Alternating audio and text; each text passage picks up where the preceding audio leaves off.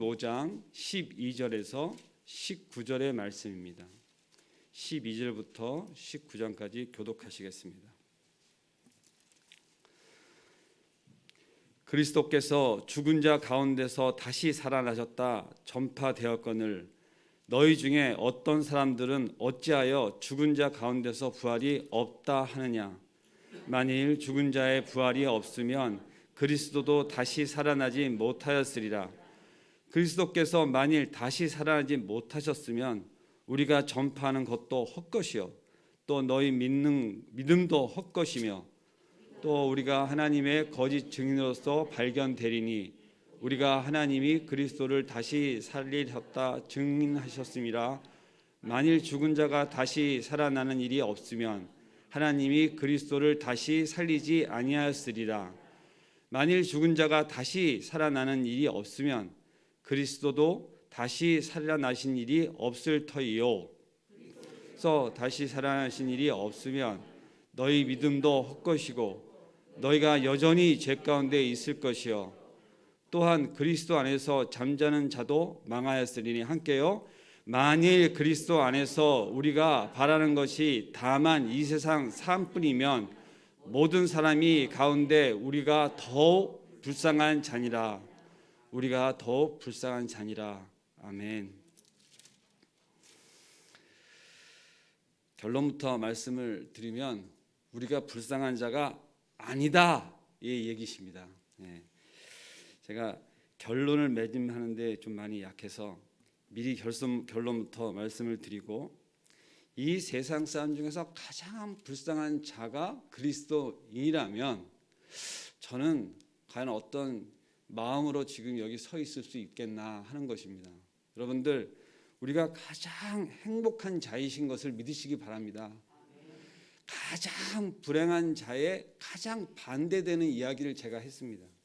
여러분들, 그것이 얼마나 믿어지시는지 지난주에 이어서 부활을 계속 묵상하고 있습니다.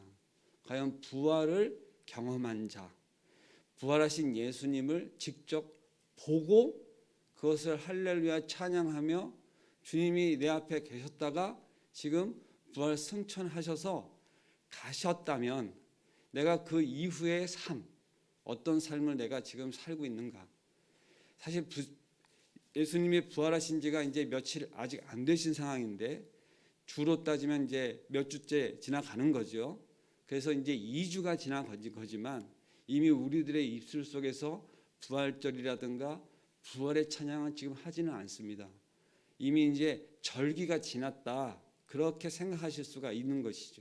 그러나 저희가 매주 지키는 이 예배, 주일날 예배가 주님이 부활하신 날을 기념하여 저희가 이 신약 시대를 살면서 매주 드리는 예배는 그 부활을 기념하는 주일인 거는 다 아시지요? 저희가 매주 1년 내내 부활을 묵상하지는 않습니다. 하지만 부활이 어느 한 시기에 잠깐 그 절기를 맞춰서 이렇게 생각하는, 그리고 그것을 다시 기리는 그런 정도의 날이 아닌 것은 여러분들 다 아실 줄 믿습니다. 오늘 또 이렇게 이어서 말씀을 좀 나누고자 하는 것은, 지난주에 예수 그리스도께서 부활하셔서 제자들에게와 많은 사람들에게와 실제 현현하셔서 그가 부활하신 것을 몸소 다 보이셨어요. 어떻게 보이셨냐면, 야, 만져봐라, 내가 여기 있다.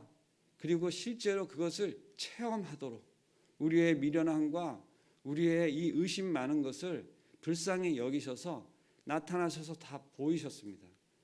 그리고 난 이 다음 본문 구절은 예수 그리스도의 부활이 죽은 자의 부활이다.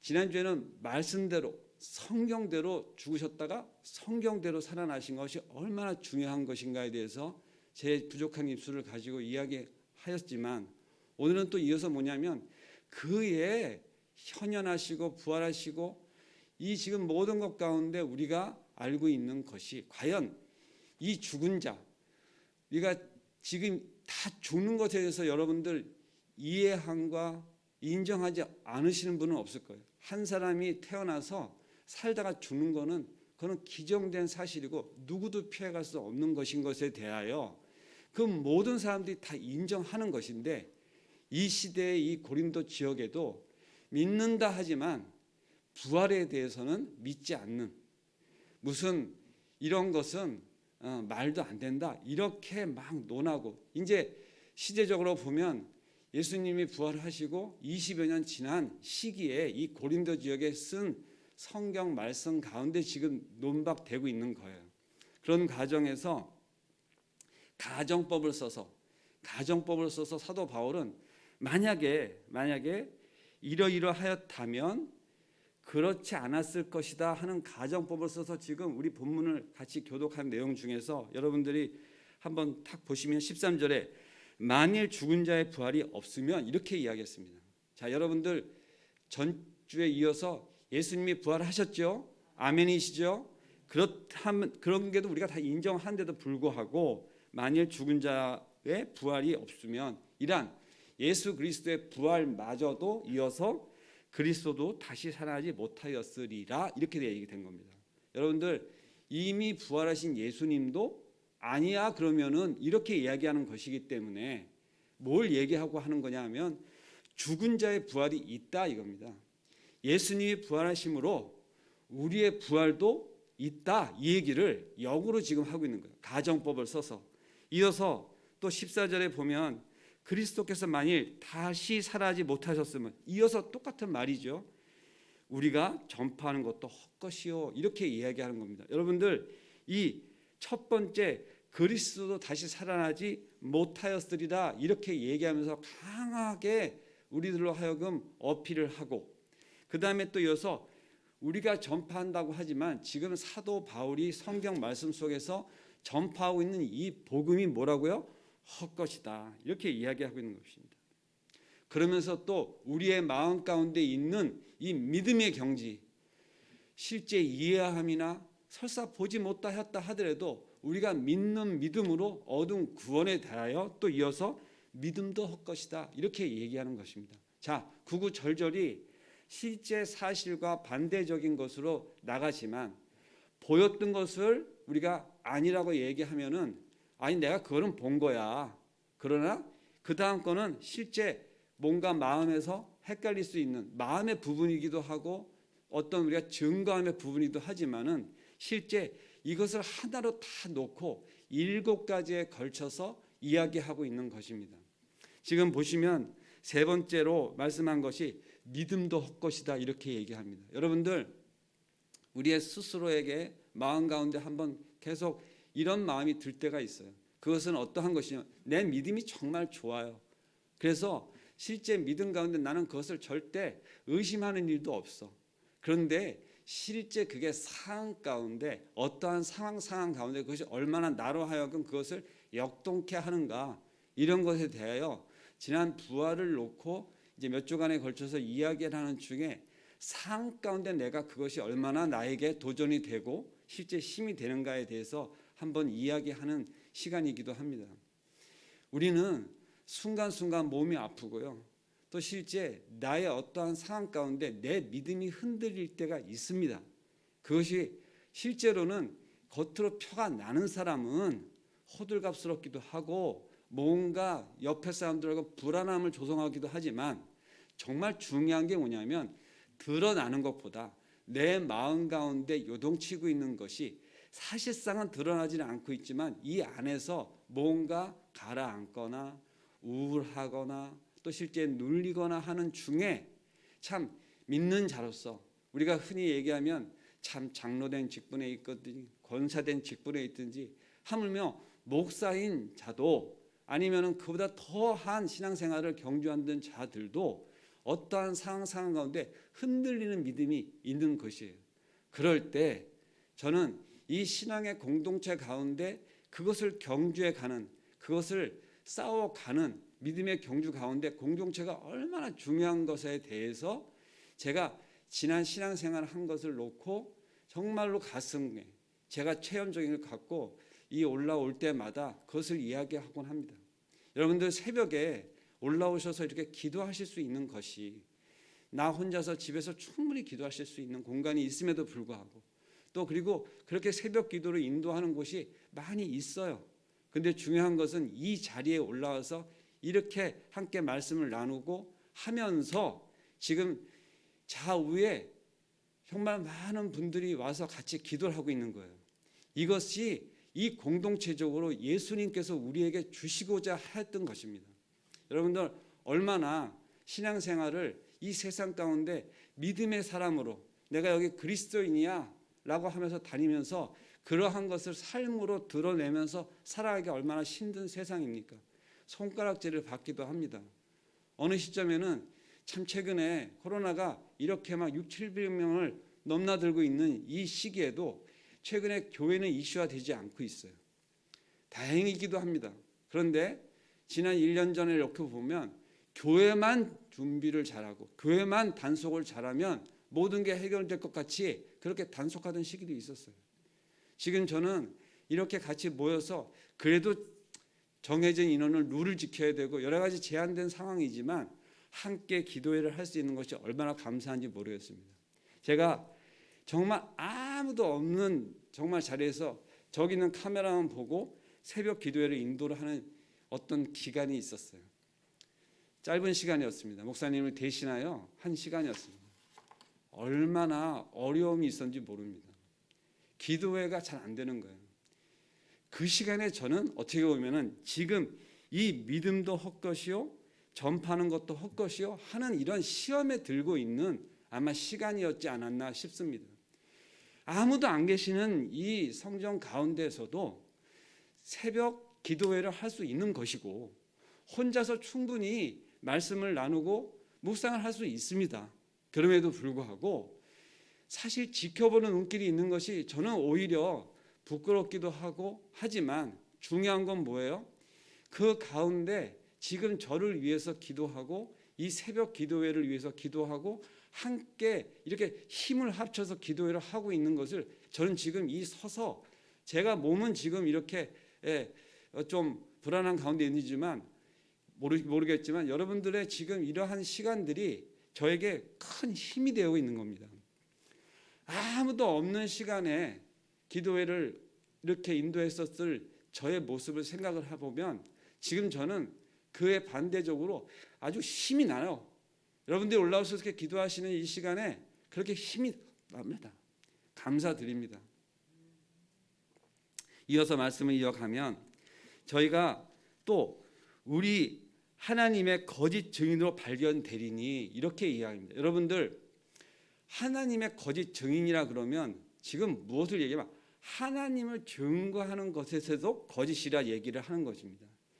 우리가 부활을 얘기하지 않는 그리스도교, 기독교는 아무것도 아니다. 알맹이 없는 것이다. 이러한 얘기들을 또 하였습니다. 여러분들 그것이 다른 건 다 믿어도 나는 부활을 못 믿겠어.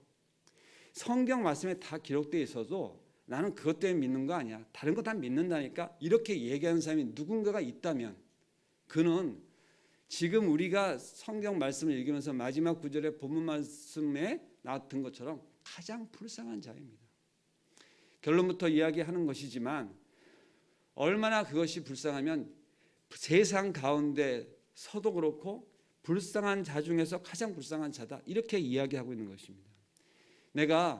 나는 부활을 믿는 것 때문에 교회 가는 거 아니야. 이렇게 얘기하거든 기본적으로 아주 기본적인 정말 기본이 되는 그 베이스에서 무너지는 거예요.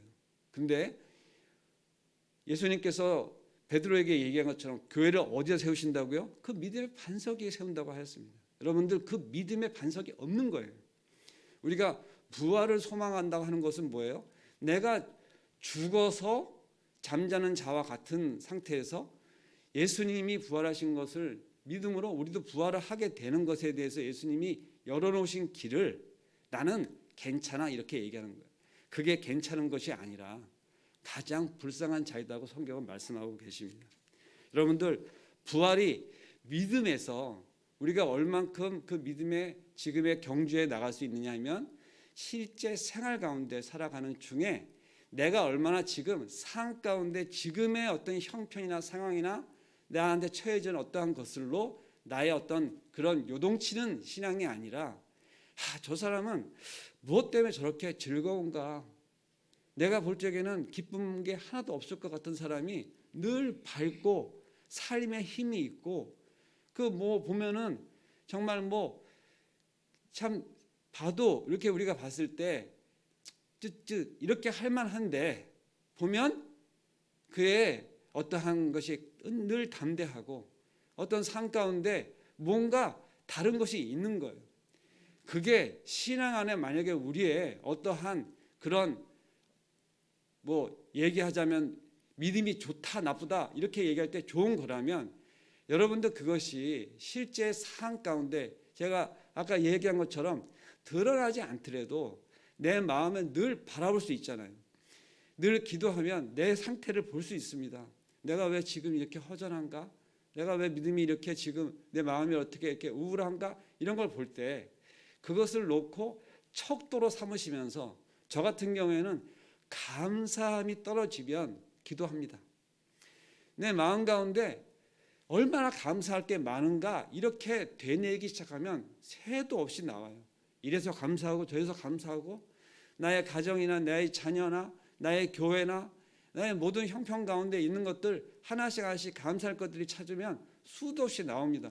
그런 중에 거꾸로 내 마음이 어려운 중에는 이것도 문제고 저것도 문제고 내가 뭐 적지 않은 나이도 문제고 뭐 건강상의 문제고 이런 등등의 것들 이렇게 하다 보면 또 이렇게 언제 내가 그렇게 감사를 나열했나 하는 것처럼 반대로 저에게 이런 저런 것들이 막 솟구치는 거를 보면 샘솟는 것 같습니다.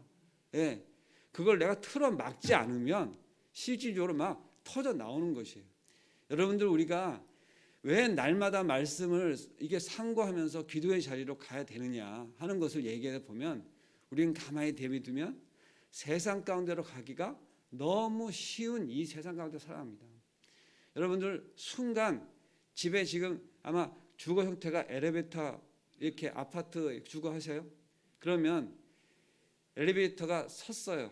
그러면 내 살고 있는 층수가 과거에는 자랑이었지만 바로 원망으로 올라옵니다. 높은 층이어서 기쁨이 좋았어요. 한 30층 살아요. 그러면 탄식이죠. 아마 저도 그럴 수 있습니다. 그러나 순간 그것이 엘리베이터가 가동이 되는 걸 내가 고장인 줄 알았더니 바로 직전에 고장난 것들을 띄지 않아서 고장이란 표시를 띄지 않아서 고장인 줄 알았는데 보니까 이걸만 띄니까 누르니까 올라가요. 그러면 좀 전에 내가 생각했던 것이 바로 순간에 내가 들었던 그 원망이나 내지는 그런 것들로 아마 웃으면서 아마 엘리베이터를 다시 타는 일이 생겼을 수도 있습니다. 우리의 어떠한 것들이 순간순간 관점에 따라서 저희의 신앙생활의 관계에서도 나타나는 게 달라요. 우리가 믿음에 정말로 경주하는 사람으로서도 그렇고 우리가 복음을 전하는 사람으로서도 그렇고 이렇게 사변적으로 지금 저희가 읽으면서 우리가 복음을 전파하는 것도 헛것이요 이렇게 되어지지 않으려면 실제 우리의 삶 가운데 그것이 적극적으로 더 드러나는 삶을 살아야 될 줄로 믿습니다. 말씀 가운데 저희가 하나씩 이렇게 덧붙여서 말씀을 드리는 것은 저는 이것이 오늘 새벽에 그냥 묵상을 하는 것으로만 끝나지 않고 내 삶 가운데 그 작은 하나라도 이 말씀 가운데 변화되어질 수 있다면 그것은 하나님이 역사하시는 거잖아요. 그래서 말씀을 이렇게 드리는 것입니다. 이어서 17절 말씀으로 좀 넘어가 보면 여전히 제 가운데 있는 것이다 이렇게 얘기합니다. 자, 여러분들 만일 죽는 자가 부활이 없으면 여전히 제 가운데 있는 거라고 아주 강하게 이야기합니다. 여러분들 믿지 않는 것이 나의 선택적인 것이었다고 아까 얘기해서 나는 다른 건 다 믿는데 부활만큼은 잘 안 돼 이렇게 얘기하면 그것이 뭐라고요? 죄라고 하는 것입니다. 왜 죄인가 얘기를 하면 이런 극단적인 예를 듣는 것은 좀 좋지 않지만 제가 오늘 설교를 다 하고 저는 부활은 믿지 않습니다 라고 만약에 여기서 내려가잖아요. 그러면 여러분들 아마 그럴 거야. 최 전도사가 뭐가 지금 큰 문제가 생겼구나 라고 생각해서 목사님한테 전화 당장 할 겁니다. 아마 그죠? 이게 무슨 얘기냐, 시험 들게 하는 자리에 있는 자일수록, 자 여러분들 신앙생활을 20년 30년 해가서 누가 봐도 교회 다니시는 분 그리고 권사님 장로님으로 우리에게 누가 봐도 저분은 참 신앙이 좋은 사람으로 보이면 보일수록 이 부활에 대하여 우리가 증거하는 것은 정말 사명과도 같은 것입니다. 나의 그 살아가는 삶 가운데 저 사람은 정말 이 세상의 삶이 다가 아니고 정말 그 이후의 삶에 대해서 정말 확신하고 살아가는 사람 같아. 저 사람들이 늘 부활 이렇게 부활의 삶을 이야기하지만 삶의 형태가 이게 다가 아닌 거를 확실히 저 사람 보면 알 것 같아. 그러면 그분은 죄 가운데 있는 것이 아니에요.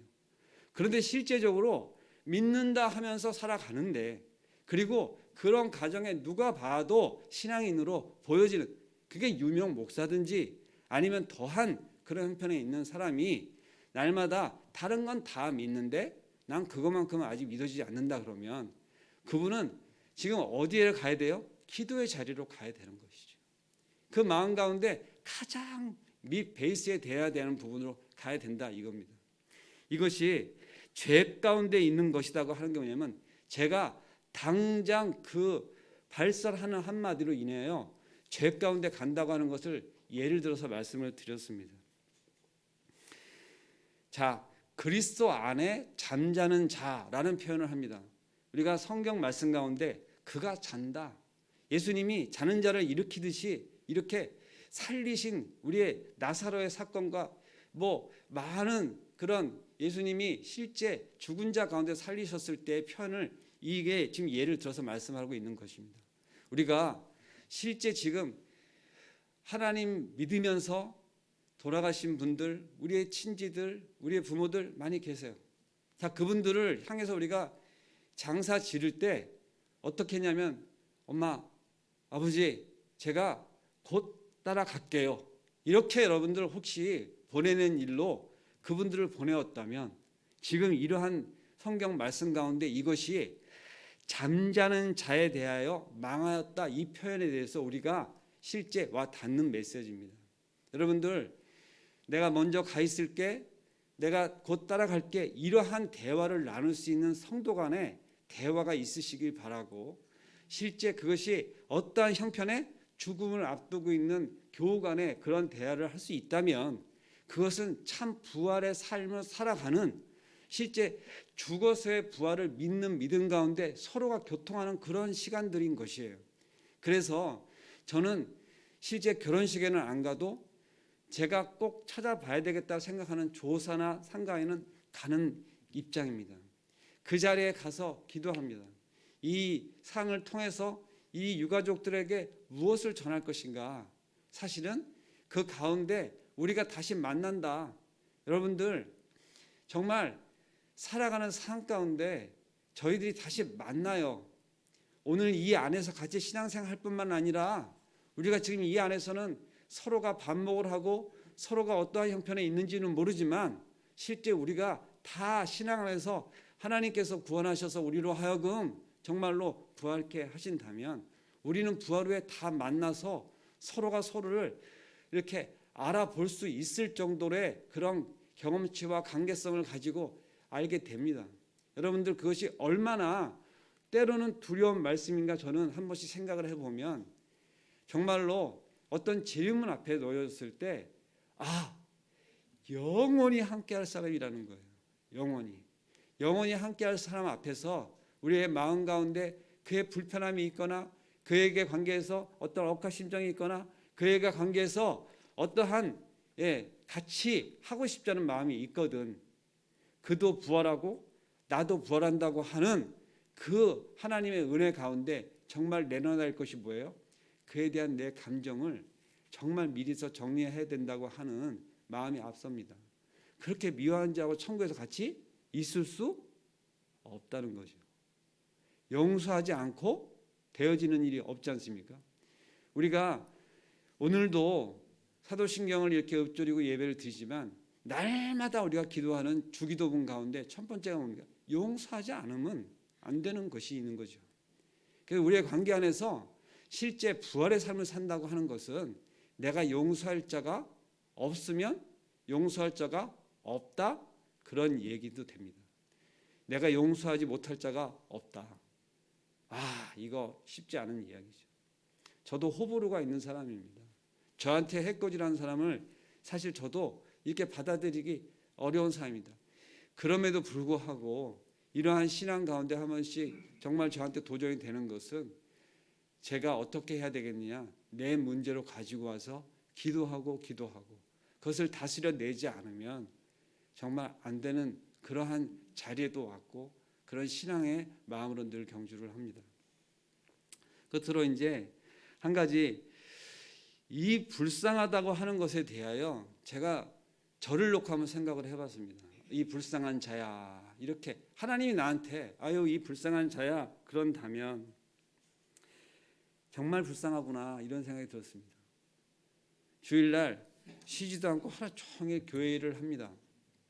저는 당연히 하는 사람입니다. 그런데 저와 같이 함께 하루 종일 주일날 섬기시고, 주일날을 섬기시기 위해서 주말도 섬기시고, 한 주간 내내 새벽 전달을 제일 먼저 와서 문을 여시고 하는 우리 어느 한 권사님을 생각했을 때, 저분이 부활에 대해서 좀 아까 우리가 말씀한 것처럼 그 불쌍한 자에 해당된다면 그게 얼마나 불쌍한 자인가 생각을 했을 때 눈물이 나더라고요. 주여, 우리가 정말 불쌍한 자가 된다고 하는 것이 무엇입니까? 실제로 교회 안에 같이 신앙생활을 하면서 저 삶 가운데 부활의 소망이 없고 늘 감사함이 없고 지금의 형편 가운데 늘 째지고 늘 깨어져서 눌려서 헤어나지 못하는 그러한 중에 실제로는 그 형편이나 상황이 불쌍한 게 아니라 그의 마음 가운데 있는 그것이 가장 불쌍한 것이라고 하는 것이 느껴졌어요. 여러분들 얼마나 기쁘십니까?